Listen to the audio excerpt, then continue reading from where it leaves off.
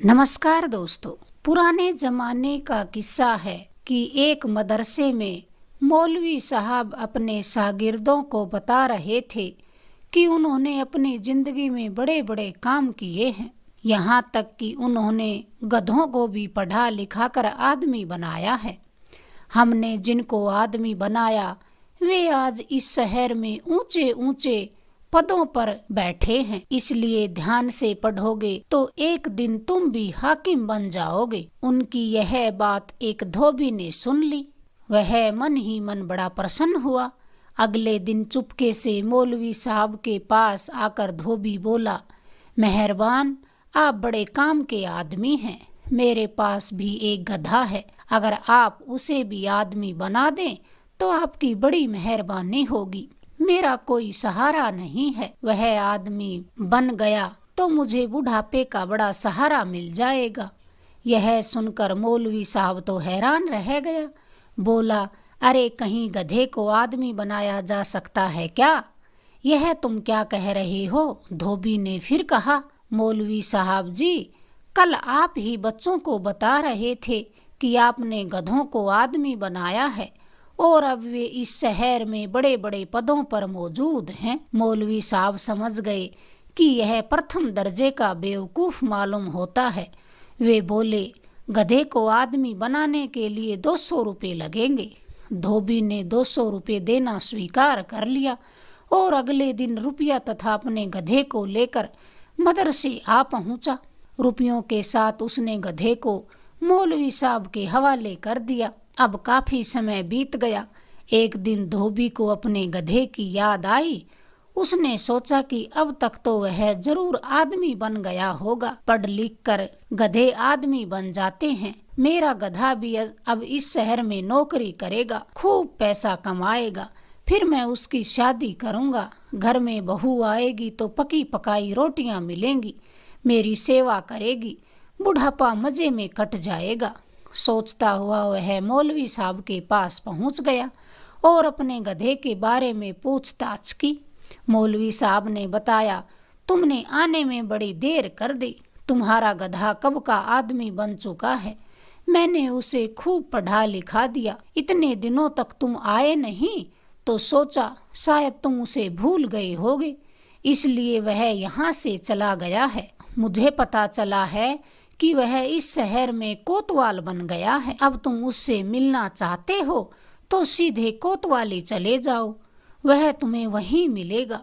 लेकिन एक बात का ख्याल रखना कि थैले में थोड़ी सी घास अवश्य रख लेना। कहीं वह तुम्हें भूल गया तो घास देखकर उसे तुम्हारी याद आ जाएगी।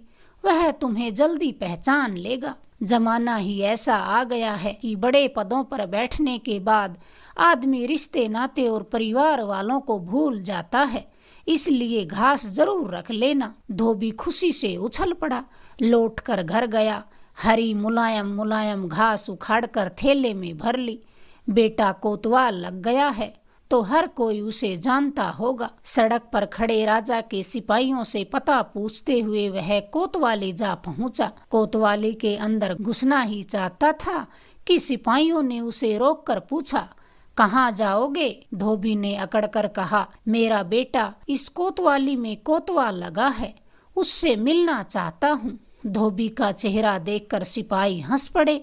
बोले, तेरा लड़का शहर का कोतवाल कैसे हो सकता है? धोबी ने उन्हें विश्वास दिलाया कि वह सचमुच कोतवाल है।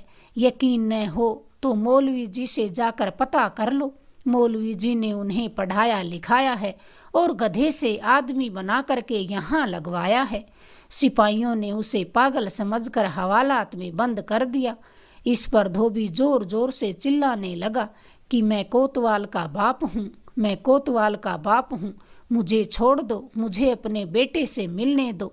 मैंने उसे पढ़ा लिखा कर गधे से आदमी बनाया, लेकिन बेटा इतना नालायक निकला कि बाप की खोज खबर नहीं करता।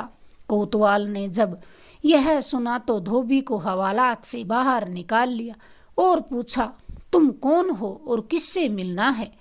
उसके इस प्रश्न से धोबी को बड़ी निराशा हुई। बोला, आज तो इस शहर का कोतवाल बन गया है, इसलिए अपने बाप को भूल गया। जानता नहीं मैंने पढ़ा लिखा कर तुम्हें गधे से आदमी बनाया है।